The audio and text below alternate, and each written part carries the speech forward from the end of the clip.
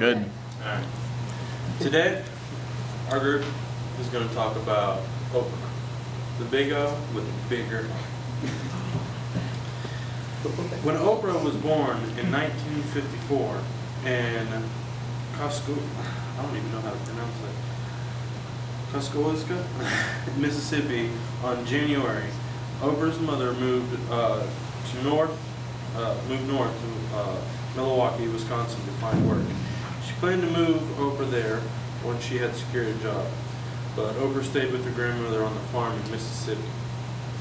Her grandma encouraged her to love to read books and get her to learn, and by age 3, Oprah was full-blown reading books left and right. And she started mainly reading the Bible. And because of that, in her church, they encouraged, they're the ones that actually got her to learn how to speak.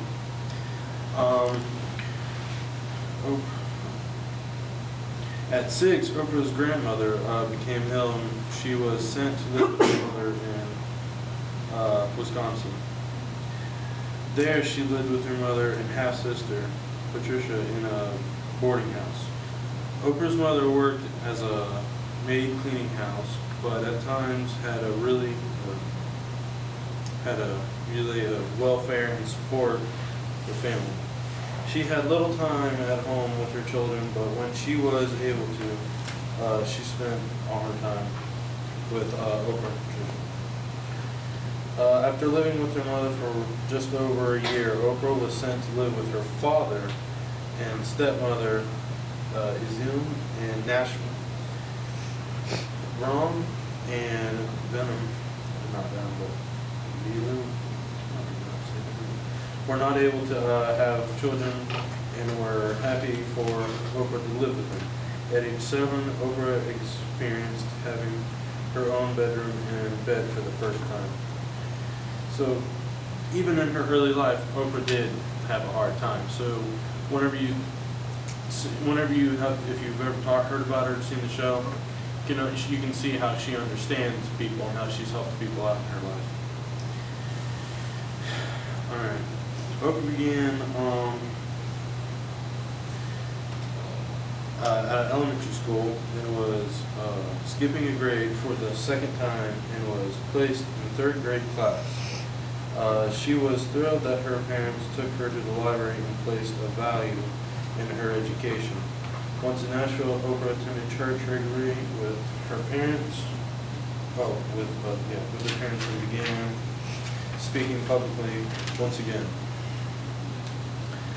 After her 3rd grade year ending, Oprah's father took her back to Milwaukee for a visit with her mother. And the time that Oprah had been in Nashville, Renata and other children, a boy named Jeffrey. Oprah's family lived in a 2-bedroom apartment, and she shared a room with her siblings.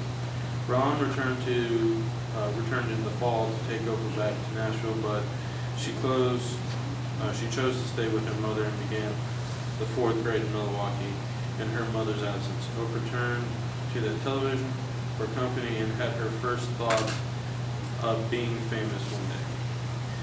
At 9 and living in Milwaukee, Oprah and her siblings were left with their cousin to watch them, who was 19 at the time. It was the cousin who, unfortunately, sexually abused Oprah for the first time.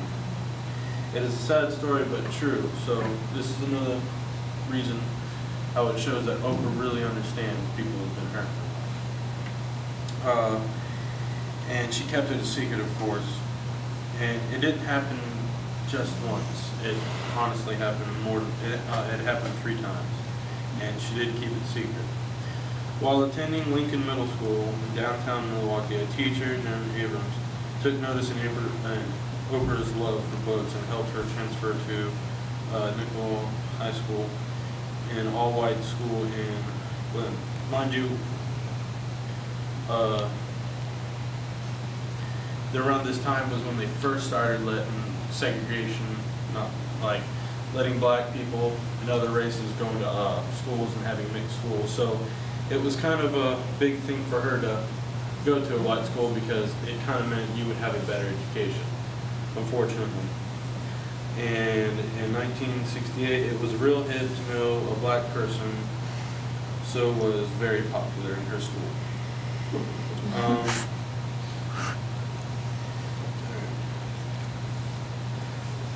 Without receiving much direction from her mother and unable to discuss her sexual abuse, Oprah resorted to acting out, skipping school, dating, stealing money from her mother, and running away.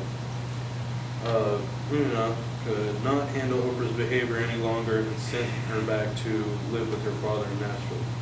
At 14, Oprah discovered she was pregnant, though she hid this news from her parents until she was in her 7th month. Sad but true. The day she told her father the news that she was pregnant, she went to early labor and delivered her baby that day, a boy who died within 2 weeks of birth. Yet again, how